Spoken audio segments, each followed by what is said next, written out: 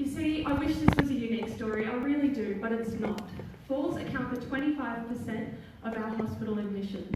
And for many older Australians, that one fall can signify the beginning of the end of their life, just like it did for my Auntie Cheryl. But falls like this tend not to just happen out of the blue. There is a distinct feedback loop that occurs leading to increased risk of falls in older adults. And it all starts at the age of 65. So when you turn 65, the senses that inform your balance naturally begin to deteriorate. You actually start to rely on your vision, watching what you're doing, rather than relying on your skin and muscle senses like you used to. After just one fall, half of older Australians begin to report developing a fear of falling.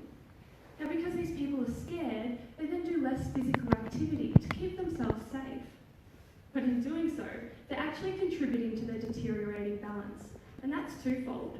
They're not maintaining those brain pathways that they need for that complex task of balancing during motion, and they're not maintaining their muscles, which can weaken and waste. I loved being able to improve balance in people with Parkinson's disease during my PhD. People stopped using their walking sticks. They were out playing with their grandkids again on the weekend. But more than anything, giving them back their balance made them want to try again and stopped this feedback loop in its tracks. But what I was doing in my laboratory, they couldn't do from home. And I wanted to create something that could help these people improve their balance fast. So we did. We've created the Equilibri balance ball, a piece of hardware technology which, when combined with conventional physical therapy, can improve balance quickly. And it's been designed so these people can use it in the home, so it's accessible to people who live in regional and remote areas and are currently having difficulty accessing specialists.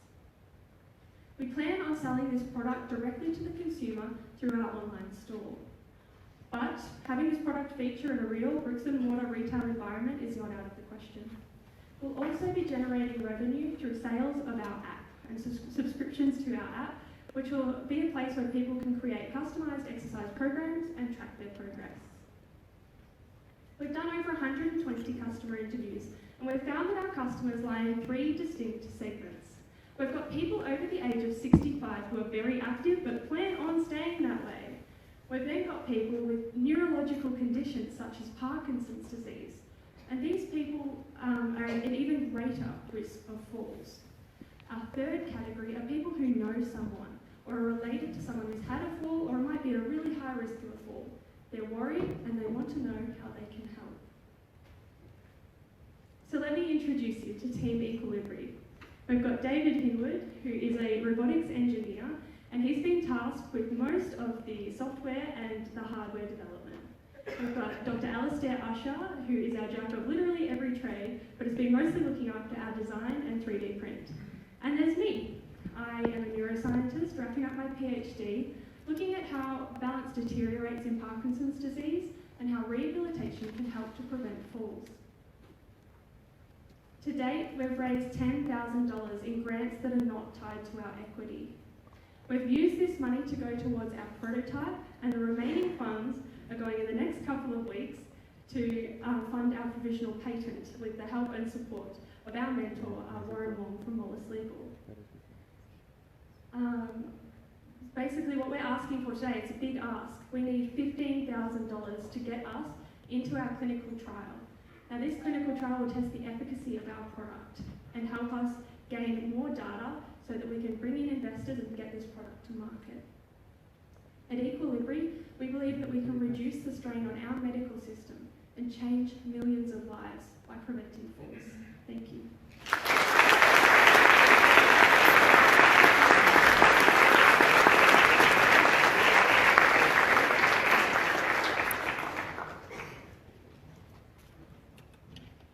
Thank you very much. Excellent presentation. My question is about the allied health professionals that you're going to be working with. Do you already have a number of them lined up for your trial? So during my PhD, I've been based at the University of Canberra in the physiotherapy faculty. So this work has been created with the physiotherapist in mind. Our clinical trial will be based at the Health Hub at University of Canberra, where they're already actively recruiting people with these difficulties. And we have these really energetic young physiotherapists who are keen to start using a new piece of technology like this. Thank you. Excellent presentation. Big problem. Can you tell us something about competitive products? What else can people do? Sure. It's a really tricky space. Our biggest competitor is the status quo, because the biggest option for people who are facing this problem is to do nothing and hope that they just don't fall over. And another problem is that they don't like to talk about it. Nobody likes to tell their parent or their friend that they might be having some trouble with balance. They need to be getting out and about more. There are some products that can improve balance, like wobble boards, that you might find yourself using if you're a bit younger. Those kind of interventions are not appropriate for people who have severe balance impairments, really high falls risks. We think we've created something that's safe enough to be used even from a seated position.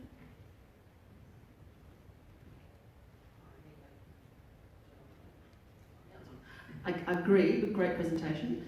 Now, I have experienced this with both younger and older people, and you say it can be treated, the rehabilitation can be done in the home. How is that done? Is it done with the support of a professional or independently? So in the beginning, we envision this product being prescribed by and used by the physiotherapist, but when they use it in with the app, you can enter in your problem and you can do a few exercises to help judge what you're good at, what you like, and generate an exercise program for you from there. The way it works in the home will really depend on the customer who's using it. We hope that we've created something so foolproof that anyone can just pick it up, and even just by having it, it'll start having an effect. So hopefully it's very safe. Can you just quickly describe how you use the product? I'm not quite clear on that. It's a ball? In many instances, have been told not to listen to your pattern attorneys, but when they're sitting in the audience, I tend to feel differently. And I'm afraid I can't talk about any of the specifics. I promise in the next 2 weeks, I think, we'll have finished that provisional patent and it'll be filed. And I'd love to hear from anyone who wants to hear more about the product. Just let me know and I can send out the details in a couple of weeks. Sorry. Thanks for your presentation. I think it was great. I've got a question about the regional and remote solution. The interface with physiotherapists and the app and the device, can you explain a little bit more how it can be used in that setting where accessibility is a real issue?